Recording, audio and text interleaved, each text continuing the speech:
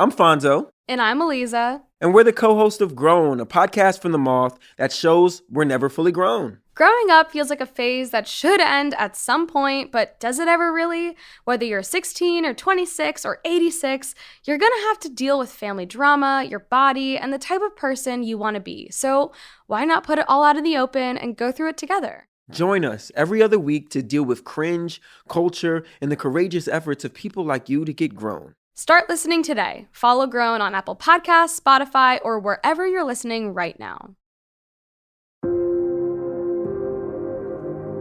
When my parents got married, it was big news. Indian doctor weds CM girl. That was the headline in my mom's hometown newspaper. Their marriage also inspired some big emotions from relatives who couldn't accept their choice to wed across cultural, racial, and religious lines. A few of those relationships are now repaired after years of distance.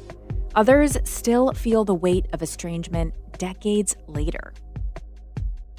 Bearing witness to that pain and conflict has at times made me hold my own siblings and parents tighter. And at others, made it clear to me there are so many ways to belong. This is Embodied. I'm Anita Rao.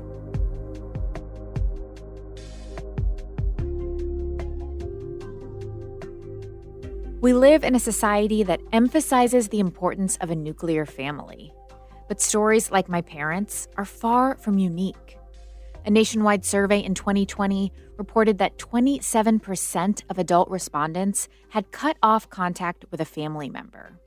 But that's just one way to define estrangement.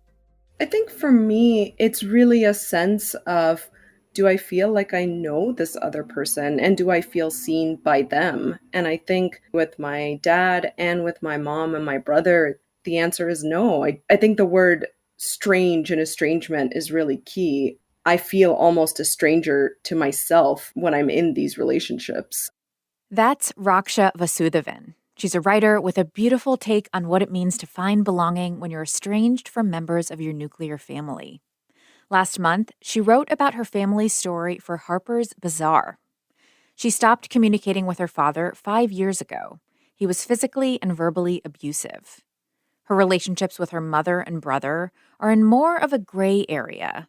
Occasional texts and some social media contact, but for the most part, the relationships are superficial. And as she said, strange. What adds to the complexity for her is that she's an immigrant, and there are a whole lot of expectations about how much family should be tied up in her narrative. I think as a South Asian immigrant to America, I'm expected to find belonging in my quote-unquote ethnic community, which often has either family or religion at its center.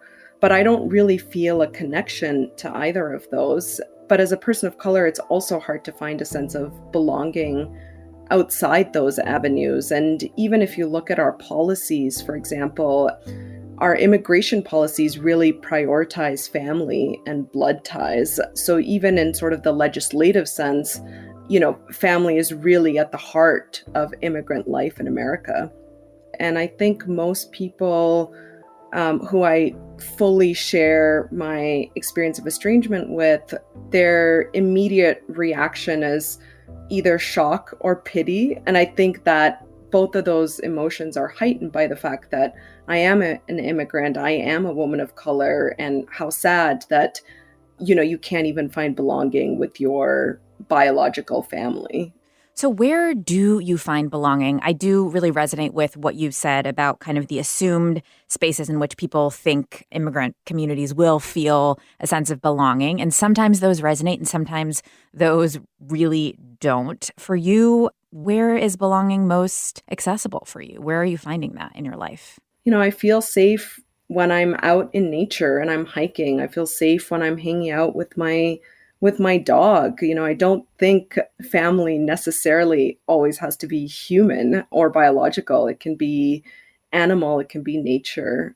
My friends are a huge factor in my sense of safety and I think that's certainly important, but I think this narrative of chosen family can be a little bit tricky because, for me, when I heard that term growing up, for example, I always thought that meant, oh, your chosen family will replace your biological family.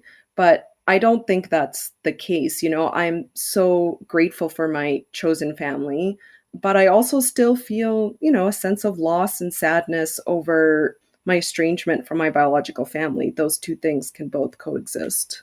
You recently were in the process of wedding planning and thinking about weddings, which are an event that are usually very associated with family, where there are designated roles for particular family members. I'm curious kind of what came up for you in that process and what that brought up for you in terms of your family estrangement at this moment. This past summer, I attended the wedding of a close friend of mine, and she's Tajik from Tajikistan. So the whole event incorporated a lot of Tajik traditions and dancing and food and so on. And yeah, like you said, I was recently engaged at the time. So I was really, paying attention to all the details and I was taking notes mentally.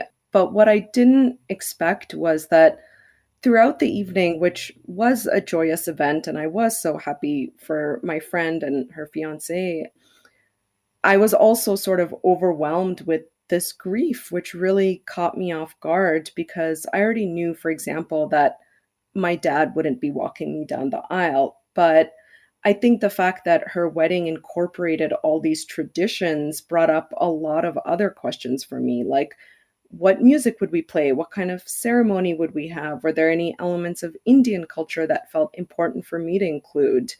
And also, her family members, not just her parents, other family members also, made speeches and were a big part of the event. And for me, I'm not even sure if anyone from my family would be attending. So, these are all questions that I have been grappling with since then, and I don't necessarily have answers. But, it was sad, but I think it also helped kind of clarify my thinking around estrangement in the sense that I've always thought of it as a very personal and private thing. But I think there are moments like getting married when your personal life becomes very public and having that event is important to me. So there will come a time when I will have to very publicly reckon with that.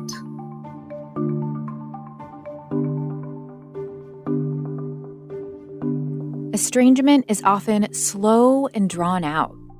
Family dynamics shift and unravel over years and decades. But sometimes change happens overnight. It was such a shock. I remember it was on St. Patrick's Day. I was driving home and my mom called me and told me that my dad had said that he was leaving. Tiffany Scott had always been pretty close to her dad. Her whole family was tight-knit. Growing up, her parents were that rare long-term couple who were super affectionate, holding hands, kissing in public, much to Tiffany and her sister's chagrin. As an adult, Tiffany and her dad talked on the phone every week. But in March, when she was 33, that changed. And I was so surprised. My sister and I rallied together and we tried to talk to our dad, try to understand what's going on, try to talk him out of it, I think out of desperation. We were so confused. He eventually said that he would stay with my mom for 30 more days. And at the time, there was a part of me that had a little hope, but there was also a part of me that knew his mind was made up and that he was leaving, although he didn't really give a reason why. Shortly after the 30-day period, he sent my sister and I a text asking us not to contact him, that he had a lot on his mind, and that he would contact us in a couple of weeks. And I didn't hear from him again for a year and a half. After a year and a half, he got back in touch for a few days, and then you stopped hearing from him again. Tell me about kind of what your narrative was of your relationship in those early days, in that first year or so, when you didn't really know what was going on, and it was the beginning of this period of disconnection.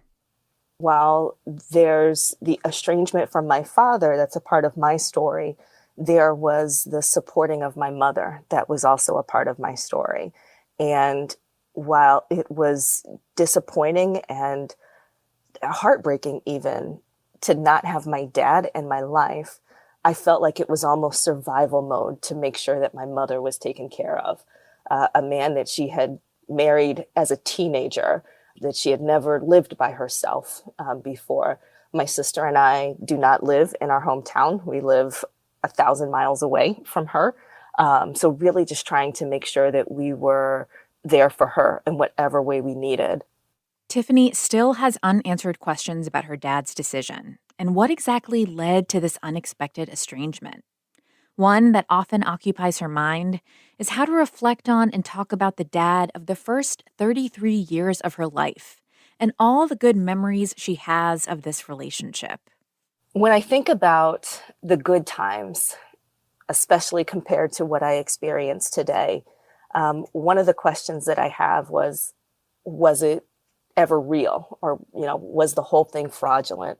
And I choose to believe that the good memories that I have with my dad, joking with him, and just spending time with him, hunting and fishing with him, was something that we did together, that it was real and that he was a good dad and I did have a good relationship. But now what I recognize is that it has changed and that he is not that man. He is not the good dad that I had growing up. He's not the good dad that I had even in early adulthood. He, for whatever reason, has decided that he's not being active in my life. And I guess I just have to accept that. I'd say even similar to what is the book about, he's just not that into you. Yeah. That just like if this were a dating relationship and if I was being ghosted, I would just have to come to terms with the fact that, yeah, even though in a dating relationship, it seemed like we were having fun and maybe there was something to that, for whatever reason, it's not there now. And that's kind of how I see my relationship with my dad. I have the same phone number. I have the same email. I do not know how to contact him, but he knows how to contact me. So I just kind of have to come to terms with the fact that he's not looking for me, and that means something. With regards to my niece and nephew, I don't talk about my dad with them. I really try to be respectful of my sister and her husband and, how they want to manage that relationship. And I think as they get older, right now they're in elementary school. As they get older, I might have more open conversations with what was, but at this time, I don't talk about it at all. There's so much tenderness in Tiffany and Raksha's stories. And even though by choice or circumstance their family dynamics are no longer the same, there are parts of those connections they still hold close. For Raksha, it's all there in a photo she keeps on her desk. The photo must have been taken probably when I was 5 or 6. It was taken in Chennai in India, where I was born and where we lived until I was about 7 years old. And I believe it's in front of our house. And it's a photo of me and I'm smiling. I have pretty chubby cheeks and my brother is next to me and he's 6 years older than me. And, he's also smiling. And our mom, you don't really see her. You just see her kind of rushing by in the background in a sari. And I assume my dad must have taken the photo. And, every time I look at it, I feel this tenderness for them and for me. I think despite what our relationships may be today, it doesn't invalidate the fact that, we were a family in a more traditional sense of the word at one point in time. And that, the feelings that I had for them, the intimacy and the love that I had for them and that they had for me, they were real, even if they've changed now.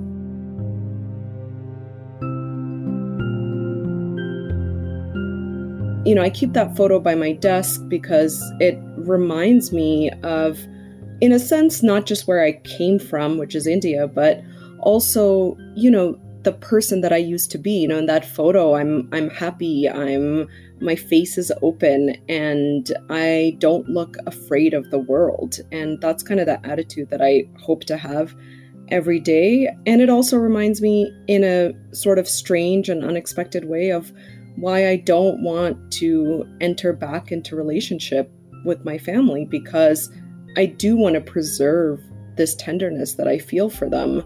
And I know the only way to do that is to keep my distance.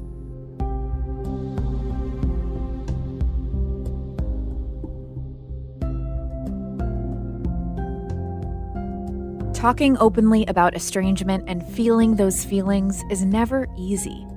And there are particular times of year that conversations about family come up a lot, and it can feel pretty raw. I have a partner, and when we can, we celebrate holidays with his family, and he has a very large and close family.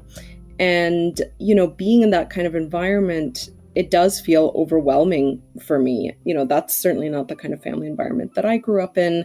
And they're also curious about me and my family. We have only been engaged for about a year, so they're still getting to know me.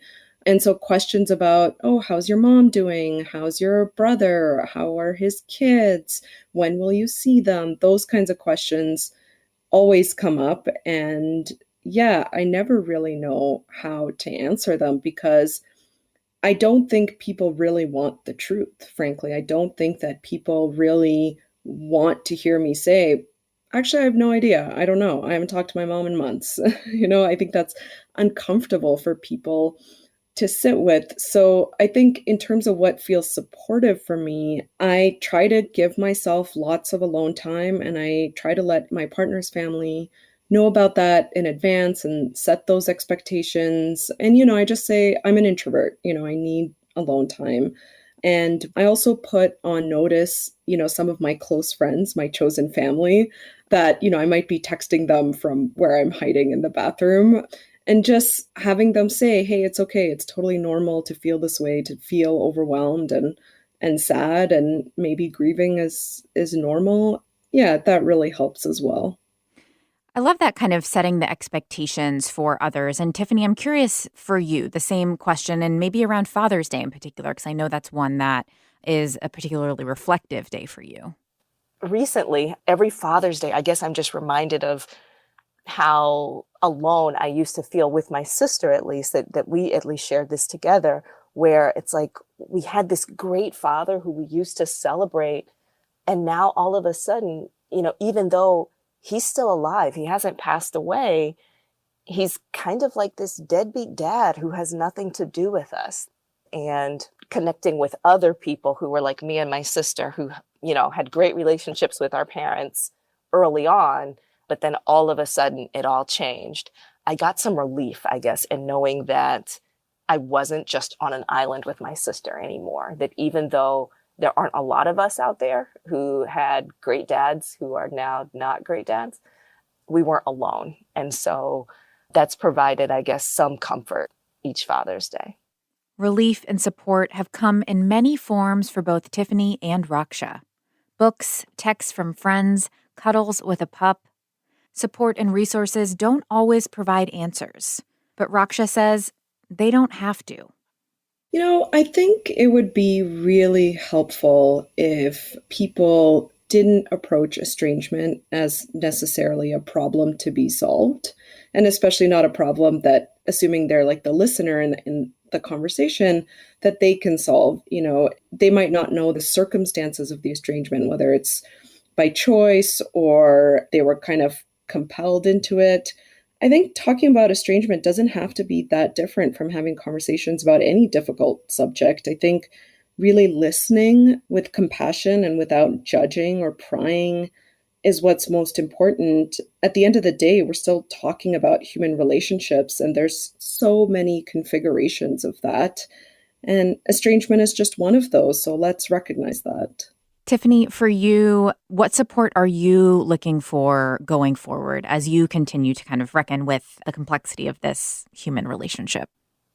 It's such a good question. And it's one I want to reflect on more, because I guess I have to confess I haven't. I don't know what support I need. And that's probably the most honest answer I can give right now.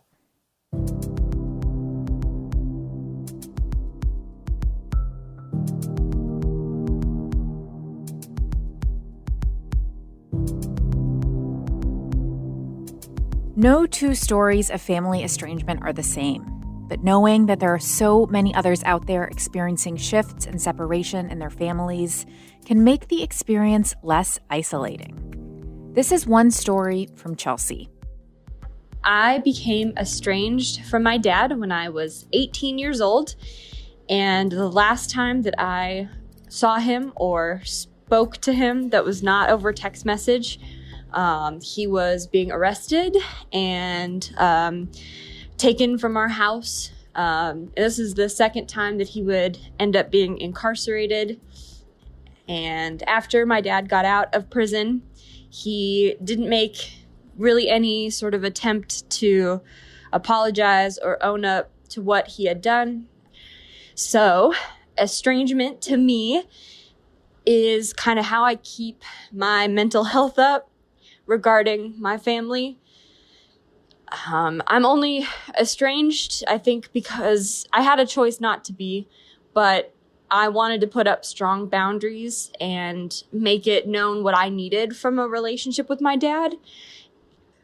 I think that in conversations about estrangement, unfortunately, I think what's happened is that it's this big, scary, mean term, but what it is a byproduct of is holding strong boundaries with your family sometimes, and how you taking action to protect your mental health. Maybe some folks see that as you weaponizing, your love or your presence, or you withholding in a way that's really negative. But I disagree. And I'm not advocating more for people to become estranged from their family, but I just want other people to know that distancing yourself or protecting your mental health in that way can save your life. It helped me stay a part of my mom's life and of my siblings' life, and it helped me find peace, and it helped me find a lot of new people in my life that I would have never, learned to love as closely as I do if it weren't for all the really unfortunate stuff that happened with me and my dad and his side of the family. So it's not a period at the end of the sentence with that family member that couldn't give you what you needed or wasn't safe,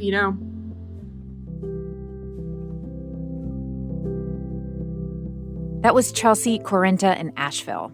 And this is Steph. When I was 22, I chose to end the relationship with my birth father, the person who had raised me up until that point. I made this decision after confronting some childhood sexual abuse. And at this time, this decision was really challenging because I felt like I was going to lose my family as a result of making this choice for myself. I remember when my youngest sister was having her quinceañera, her big celebration for her 15th birthday. I typically would have joined a celebration like that in honor of her, but I remember I didn't participate in that particular family gathering because it was still at this really tense moment where there was a lot of unanswered questions and expectations on me for having chosen to end this relationship. And so I think at that time, I just really wanted my family to honor my choice, something as like the best choice for me. There was so much talk around me trying to forgive him and for me to not live in the past. And I just wanted my mom and my siblings to understand that this was how I was practicing forgiveness. This is how I was doing it. I was making a choice that allowed me to forgive. I think the topic of estrangement is part of a bigger conversation around disposability and a culture that has taught us to banish people who cause harm. Because I never wanted him to be banished. I never wanted him to lose his entire community. I just wanted people to respect my own decision and my own healing journey.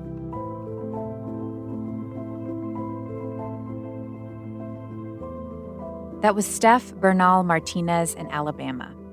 Scott Schumer also chose to cut off contact with his father as a teenager. But the physical and emotional separation he wanted from his parent also led to an estrangement from another member of his family, his sister, Fern Schumer Chapman.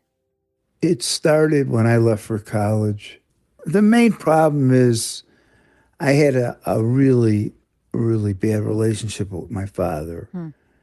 I was in total fear of him, and I couldn't stand up to him. And I felt that I had escaped. I just was so happy to get out of that, of the relationship at home between my sister, my father, my mother. And it built from there. She reminded me of my family and my father, and subconsciously I wanted to get away from that. We came from a very traumatizing home. Our mother was a Holocaust refugee who had lost all of her family, and that's actually a part of this story that was also very painful to me because I was always feeling like my mother's family was murdered, and Scott and I had the chance to have relations, and yet we chose not to. So it felt really uncomfortable to me given our history. Scott and Fern were estranged for 40 years until they rekindled their relationship 8 years ago. When they started talking again, Fern took notes and documented their conversations. Her memories, plus research and conversations with other estranged siblings, make up the contents of Fern's book, Brothers, Sisters, Strangers: Sibling Estrangement and the Road to Reconciliation. She writes about some of the significant moments in the decades of their estrangement, which she has since discussed with Scott. I ran into Scott at his son's school. He was the treasurer of the PTO, and I was invited into the school to talk about writing. And it came time to get paid. I walked up to a table and looked directly into my brother's eyes because he was the person who was doling out the checks. And neither one of us knew what to say to each other because, of course, we hadn't spoken in years. And that moment was very painful for me because it just reinforced our distance and reinforced my sadness. Losing my brother was like mourning the living. Scott, when you hear Fern telling you about that moment for her in school, what did that moment bring up for you as you were still in the midst of not wanting contact, but then you ran into your sister in person? I was very uncomfortable. I did not know how to handle the situation at all. And it was very awkward. You know, deep down in the back of my mind, I knew I was the fault here. And I just kept pushing her away and, going my own way. And, Fern was at sea. She didn't know what was going on, why it was like this. This tension and lack of communication lasted until one day Fern got a call from her mother. Scott was struggling in a number of ways, on a number of fronts. And my mother called him one day and recognized that he was in a very bad state of mind. And she panicked. And she called me and left a voicemail basically telling me I needed to do something. And of course, my response was, he hasn't talked to me for years. Well, why would he want to hear from me now?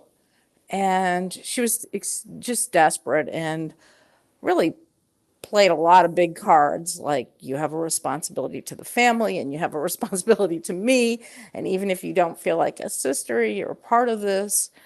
And I then, really to placate her, agreed that I would call him, thinking that he would never pick up the phone and wouldn't want to hear from me anyway. So I will have discharged my obligation to my mother and be done with it.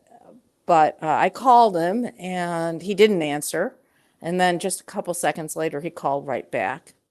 Fern, I mean, you've both put work into building that trust and reconciling, but there are many siblings who you interviewed for your book that did not reconcile and who felt like keeping that distance in their relationship was actually a way to preserve their health and their strength. What takeaways do you have from those stories about when it is really a sign of strength to maintain that distance?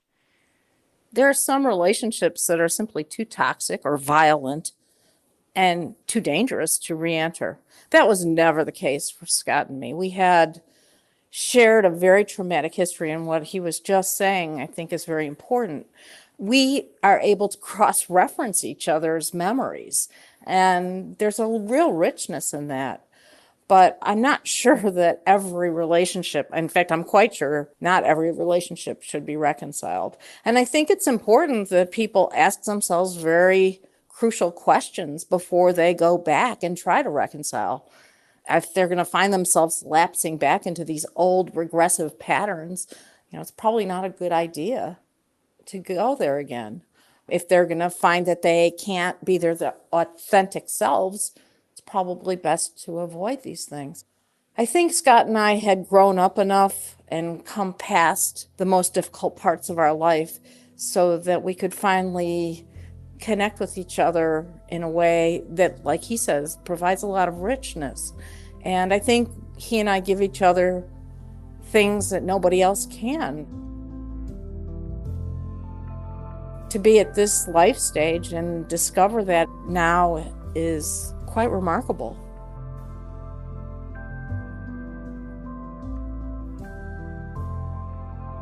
From her research and interviews with other estranged siblings, Fern also learned an important lesson about reconciliation. It must be mutual. That may seem like a given, but unless both parties want to talk, those talks cannot happen. Scott said on the day that Fern called, he felt like he was in such a difficult mental and emotional state, he was willing to try anything to turn things around. From there, it's taken time to rebuild trust and get into a rhythm of communication. I feel like this is a evolving process. And my sister and I, and this is the longest we've been in contact since we were 15. I mean, I would be in and out of her life. And now it's been 8 years of a relationship. I mean, we'd had our fights, but in the past, if we had a fight, I would just go into a cocoon and not want to talk to her. But now we talk it out, and it's a good thing. I feel like I am healing. I think it's essential that people hear about this stuff because people keep it buried, and I know how that feels. I really do.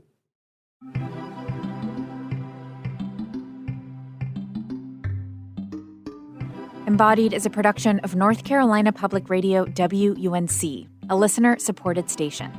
If you want to lend your support to this podcast and WUNC's other shows on demand, consider a contribution at WUNC.org now.